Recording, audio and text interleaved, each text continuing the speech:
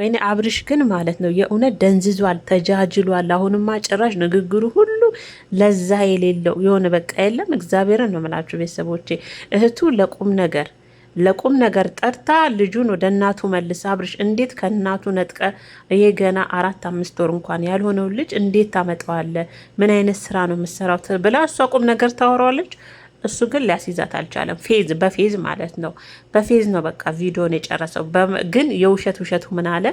እኔ ልጄ ላይ ሲሄድ ለእኔ እንኳን አበባ ተበትኖልኝ አያውቅም። ከዛ እንደው ሰሞኑ ቪዲዮ እያየሽ አይደለም ማለት ነው እህቴ። ከዛ አንድ ማን ነው ከሚባለው ጋር አበባ በትና ሻማ አብርታ ምናምን የሌለው ውሸት። እናንተ አብርሽም ለካ እንደዚህ ዋሻል። እግዚአብሔርን ነው ምላችሁ። አበባ በትና ለእኔ እንኳን እንደዛ አበባ ተበትኖ አያውቅም።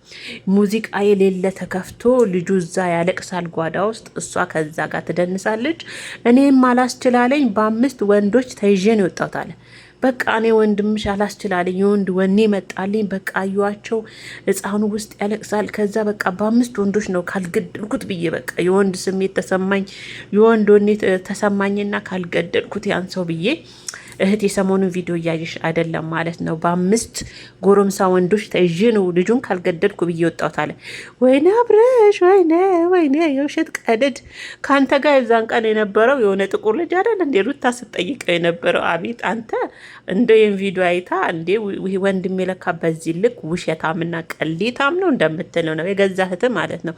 አሚር አልነበረ እንዴ ከአብርሽ ጋር የነበረው? ቤተሰቦቼ ለሚስቱ ለእህቱ ግን እንዴት አካብዶ እንዳወራት በቃ ጠይቁኝና በዚህ አጋጣሚ ቤዛ እንግዲህ ዛሬ የተናገረችው ልጁን ለእናቱ መልስ ነው። በቃ የእውነት አብርሽ በጣም ነው የሚያሳፍረው። እግዚአብሔርን ይሄን አንድ ፍሬ ልጅ ወስዶ በዚህ ልክ ማንገላታት። ትናንትና ከውሽሚት ጋር ከአቤል ጋር ሆናችሁ ስትቀልድ ስታፌዝ አንተ አሁን እኮ አይታወቅም። ይህ ልጅ እኮ የሆነ ነገር ቢሆን እኮ የሚጎዳው እናቱን ነው። እውነቴን ነው ብላችሁ ቤተሰቦቼና በፊት ለምን እንደዚህ አልሆንክም? በፊት የሌለው ዛሬ ኬት መጣ? ልጁ ከተወለደ በኋላ ትለዋለች። በፊት ልጅ እንዳለ ራሱ አላውቅም፣ ከተወለደ በኋላ ነው ያወቅኩት አላለም? ከተወለደ በኋላ ነው ልጅ ራሱ ያወቅኩት። ኧረ አብርሽ ውሸት በዛ። የውሸትና ፌዝን ልክ ብታረግ ተጃጃልክ። በጣም ነው አብርሽ የተጃጃለው። የእውነቴን ነው የምላችሁ አብርሽ። ኧረ ያለክ ይበቃል። በልጅ አትነግድ። ይሄ ንግድ ነው፣ የእውነት ንግድ ነው አብርሽ። በፊት ከሩታ ጋር ነበረ፣ አሁን ደግሞ ወደ ልጅ መጣህ አይደለ እንዴ? እንዴት ነው የምታስበው? ቀስ በቀስ አሁን ልጁ እኔን እየተላመደ ነው አለ። ቀስ በቀስ ያው ሩታም እየመጣች ሩም ማደር ትጀምራለች ለልጇ ስትል። ትናንትም መታ ልጇን አይታ ነው ሄደችው አለ። እንዴ ሩታዬ እንዴት አስችሎች ነው?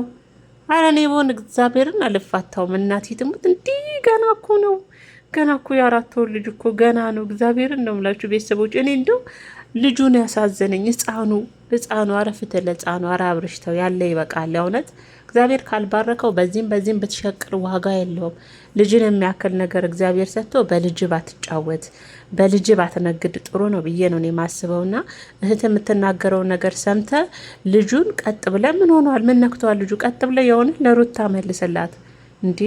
አያዙ ሁሉ አብርሽ እኮ አያምርም። ይሄ ልጅ ቢቀጭስ የሆነ ነገር ቢሆንስ? አንዴ ልጅ እኮ የሆነ ነገር ከሆነ ከባድ ነው። አይናገር ነገር እዚህ ጋር ነው አይል ገና የ4 ወር ልጅን ይዞ አሁን እንደዚህ ማንገላታት። እኛም እኮ እሱ ሲይዘው ተሳቀቅን እኮ ገና ለገና ተቀጨጥ ጭራሽ በደረቱ ሁሉ እኮ ይደፈዋል። ቤተሰብ በደረቱ ደፍቶት ሲደክመው ጎንበስ ይላል የሚል አብርሽ ራሱ ገና ህጻንነቱን አልጨረሰም። ጅል እንደ አብርሽ ጅል አላየውም። እኔ ሚዲያ ላይ ብዙ ባልና ሚስቶች አይቻለሁ ተከባብረው ዩቲዩብ ቻናላቸውን በስነ ስርዓት እያስኬዱ ትዳራቸውን አስከብረው በማንነታቸው ሳይደራደሩ ልጆቻቸውን ቀጥ ለጥ አድርገው አብረው የሚያሳድጉ። አብርሽ ምን አለ ከእንደዚህ ከጥሩ ቁጡ መቼም ታውቃችኋለህ አይደለ? ከጥሩ ፌመሶች ዩቲዩበሮች እንኳን ምን አለ ጥሩ ነገሩን ብትማር፣ ጥሩ ነገር ስለ ትዳር ስለ ልጅ ያለውን ነገር ብትማር ምን አለ እንደዚህ ከምትጃጃል። ዛሬማ ጭራሽ ተጃጃልክ፣ ተላላጥክብን እኮ የእውነት ተላላጥክብን። ደግሞ ደከመኝ ይላል እንዴ። አሁን እኮ አንተ ያስከው ነገር በልጅና በእናት ላይ በቃ ሌላ ሴራ ማለት ነው የያዘው አብርሽ ማለት ነው። ልጅንና እናትን ማሰቃየት በቃ ይሄ ህፃን ልጅ እንደ እውነት ፈልጎ አይደለም የተወለደው አይደል አብርሽ? ካንተ በተለይ የእውነት ካንተ የህፃን ልጅ እንደው ተፈልጎ ቢወለድ ቢሆን ካንተ ነው እንጃ። እግዚአብሔርን እንደ አብርሽ እኔ ጅል አላየውም። እና ልጁን እባክህን አትጃጃል አብርሽ። ተመልካችም እየሰለቸ ነው ሁሌ በአንድ አይነት በጭቅጭቅ። ልጁን ለእናቱ መልስላት በህግ አምላክ።